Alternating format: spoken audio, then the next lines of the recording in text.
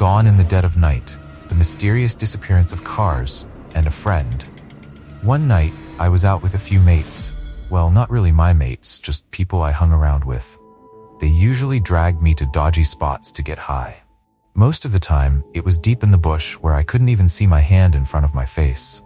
Once, it was an old racetrack, already shut down, and then, of course, a cemetery. Nothing says, how about a bit of death, like hanging out with dead folks. Sometimes I wondered if I should have just stayed home.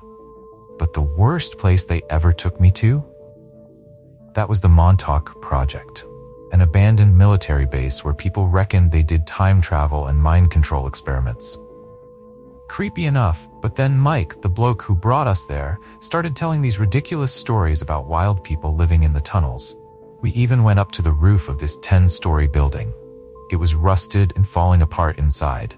Not only do I have a fear of heights, but the roof was sloping in all directions, so I felt like I was falling the whole time. This place is pretty bloody creepy, I said, hoping wherever we were headed next would be more chill. We're going to an abandoned house, Mike said, much to my horror. A few people had tried dragging me into abandoned houses before, but I always said no. At least those other houses were close to the main road, but where we were headed now? It was out in the middle of nowhere. We drove down this pitch-black road for what felt like forever. I couldn't see much because Mike was tailgating the car in front. It's not really abandoned, Jeff, who was sitting up front, said. It's just empty. Built recently, but not finished yet. Wiring, locks, that kind of stuff. I was wondering why anyone would build a house way out here. The road was lined with trees, stretching on and on. I felt a bit better knowing the house was new. Old abandoned houses are usually falling apart, reminding me of places where something terrible's lurking. You know the kind, splintered wood and rusty nails just waiting to stab a bunch of teens stumbling around in the dark. Sitting next to me in the back seat were two hippie girls. I think it was the first time I met them, but I wasn't sure. Some people are just forgettable. Mike and Jeff were probably hoping to hook up with them, but I doubted it would happen. Oh my God, this is gonna be so cool, one of the girls said, while the other giggled. Cool, I thought, not really sharing her excitement. I guess if you're into parties, any place with a bit of danger seems like fun. But for me, not so much. When we finally got to the house, the first thing I noticed was how uneven the ground around it was. Piles of dirt, unfilled holes, it screamed unfinished. But hey, at least the architecture was nice. It was a modern-looking rectangle with lots of tall windows. I'd always been a bit jealous of my mates who had modern homes. My parents?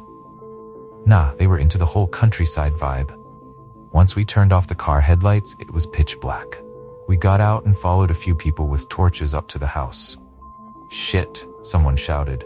It was Melanie, the only girl I'd had a bit of a chat with earlier. She must have been in the other car as things between her and Mike were a bit awkward. They used to date, apparently. I didn't really know the guys from the other car, but at least I knew Mike, Jeff, and sort of Melanie. Watch out for those holes, guys. I nearly broke my ankle, she said.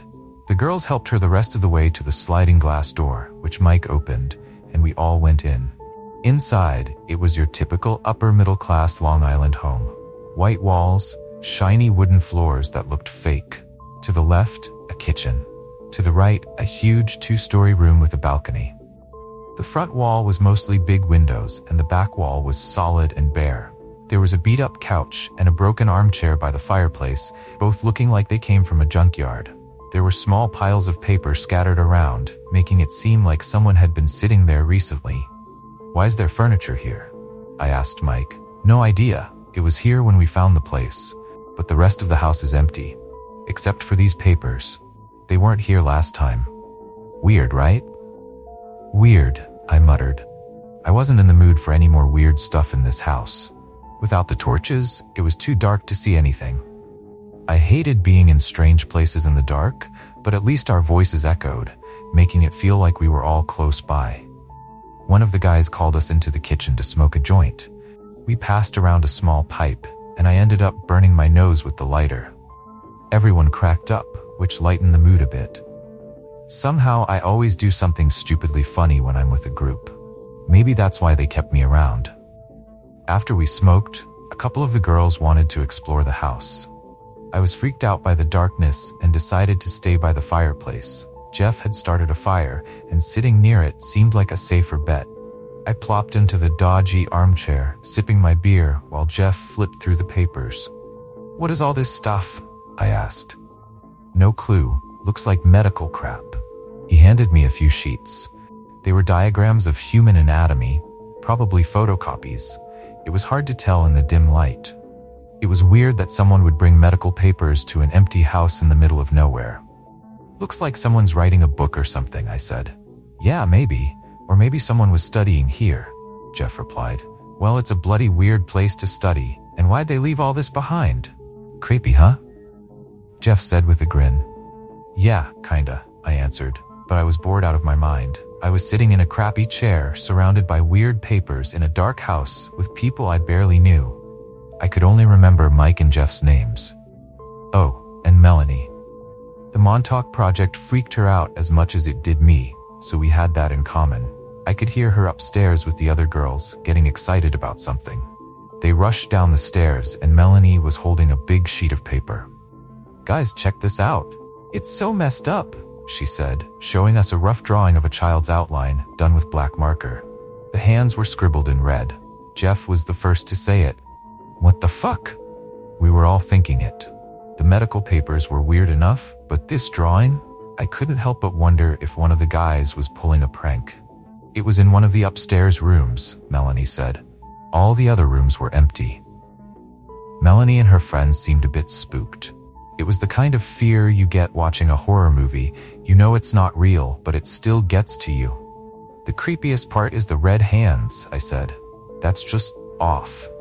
"I'm totally taking this home," Melanie squealed. "Why?" I asked. "It's creepy, but why is it even here?" We started joking around, trying to come up with explanations, which helped take the edge off. Maybe some kids had been hanging around the house and drew it, but why bring a huge sheet of paper? Our theories just didn't make the drawing any less unsettling. Mike and the other guys came over, and soon we were all discussing the backstory of the drawing. Melanie liked it, but the rest of us were suspicious. Our theories about how it got there got wilder and wilder. "What if a ghost made it?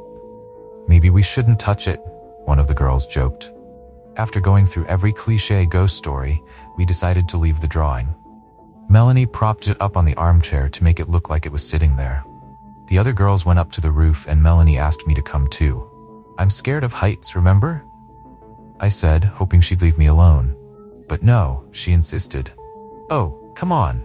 You've been sitting here the whole time. Besides, the roof's cool. You can't fall unless you try." I gave in and followed her upstairs. We squeezed through an open window and climbed out onto the roof. The middle of the roof was flat, surrounded by low walls. Surprisingly, I wasn't freaked out, which was a relief. It was probably the coolest roof I'd ever been on. As the girls laughed and joked around, Melanie walked over to the edge. "Don't jump, Melanie," I called out. The girls nearly said it at the same time. "Oh, give it a rest, I'm not gonna fall." Melanie grumbled, shining her torch around a bit more. She was quiet for a moment before asking, "Hey, can someone come over here for a sec?" One of the girls went over, and Melanie pointed to something. "Didn't we park there, right in front of the house?" she asked. 5 of us went down, and Melanie headed straight to Mike and his mates. "Did you guys move the cars? I can't see them from the roof anymore." Mike, looking confused, replied with a long, "Nah," while turning to glance out the window.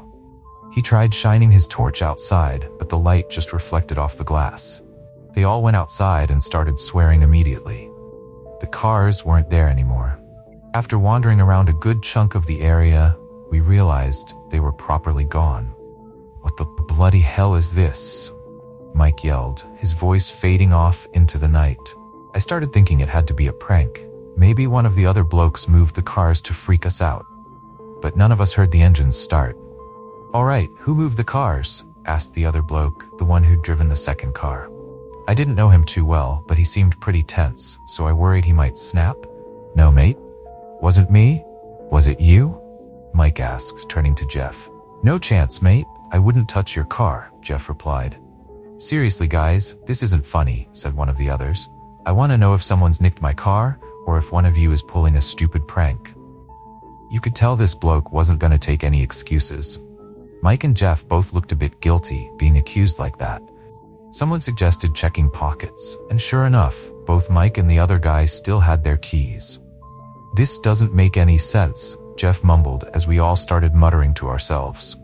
At this point, there was no fun in trying to figure out the mystery. How could two cars just vanish? The girls started tearing up, except for Melanie. The guys were swearing non-stop, especially the other driver. I decided to call him the angry guy because, well, he was furious. Fair enough, though. It was a pretty frustrating situation. I didn't have much to say, so I just waited for them to figure out what we were doing next. Honestly, I just wanted to get home. Hopefully before the next century. It took us a while to accept what was happening, but finally, we started walking home. Everyone was quiet. The only sounds were our footsteps and the chirping of crickets. There was just enough moonlight to see the bare trees along the road. We walked for hours before we got anywhere near streetlights, and by then, we were all wrecked. The angry guy marched ahead. No one wanted to get too close in case he lost it. I didn't blame him. We had to walk bloody miles now. "Can we stop for a minute?" one of the girls asked. We all agreed it was a good idea, even though we'd only been walking for about 20 minutes. We were feeling pretty down, knowing we still had a long way to go. Jeff rolled a joint and passed it around as we waited. While we smoked, we chatted about what we'd do when we got home. Jeff suggested going to the cops, as if that wasn't the most obvious thing. Mike started rambling about how he knew people who could hotwire cars, like we were living in the A-team. The angry guy stayed quiet, and all I wanted was to crash into my bed. "Has everyone had a go?" Jeff asked, making sure no one was missed. As we all nodded and looked around, the girls suddenly realized something. "Hey, where's Melanie?" one of them asked. All of a sudden, it hit us. Melanie was gone. The ones with torches waved them around, but all we saw were trees and the dirt road. We called her name a few times, but our voices just disappeared into the night. "This isn't funny, guys. Where's Melanie?" We split up a bit, calling out for her. If this was a prank, it was a really crappy one. Everyone was already fuming about the missing cars, and her vanishing wasn't helping. "Bloody hell," Mike yelled. "Where the hell is she? We can't keep going without knowing where she is." "Mate, let's just leave her," one of the other blokes said. "Are you serious?" snapped one of the girls. "She's our mate. We can't just leave her stranded in the middle of nowhere." "Maybe she went back to the house," I suggested, though I didn't really mean it. Everyone stopped for a second, thinking if that could be true. But really, who would go back there without saying anything? And why? After a lot more grumbling, swearing, and arguing, we decided some of us would head back to the house, while the rest stayed in case Melanie was just messing with us. I volunteered to go back. Waiting around with no idea how long it'd take felt worse than walking back to the house. On the way, Mike, the two girls, and I tried to make sense of what had happened. We'd come to this house to party, only to find our cars had disappeared, and we had no explanation. Mike thought maybe it was all some elaborate prank, and Melanie was in on it. He reckoned she knew some blokes who could hotwire the cars, leaving us stranded, and then she ran back to the house to get picked up. The girls seemed a bit offended by that theory, but they were too knackered to argue. By the time we got back to the house, I had a sinking feeling in my gut. I cursed myself for volunteering. I just wanted to know if Melanie was all right. When we reached the sliding glass door, we were surprised to find it wide open. "Did we leave the door open?" Mike asked. "I'm pretty sure someone closed it," I said. If the door was open, Melanie must have come back inside. As we walked into the living room, the house felt emptier than before. I noticed the medical papers were now in the fireplace, and the picture of the kid with the red hands was gone. We called out for Melanie as we searched the kitchen. She wasn't on the ground floor, so we headed upstairs. "I'm gonna be so pissed if she's not here," Mike muttered, annoyed we might have come back for nothing. The girls ignored him and kept searching the rooms while I headed to the roof. The window was still open, and I squeezed through. If Melanie was anywhere, she'd be up there. But the roof was empty and quiet. A light breeze cooled me off, and I could almost see over the treetops, which made me feel a bit better. For a brief moment, I forgot we were even looking for Melanie. Suddenly, I heard the girls panicking. I quickly squeezed back through the window and ran to them. Mike and the girls were standing in one of the empty rooms, staring at something. "What happened?" I asked. Mike pointed his torch at a spot on the floor. Reluctantly, I walked over and looked down. The girls were hugging each other, crying. There were two large sheets of paper taped together to form one giant piece. On it, the outline of a girl had been drawn. Her hands were colored in red,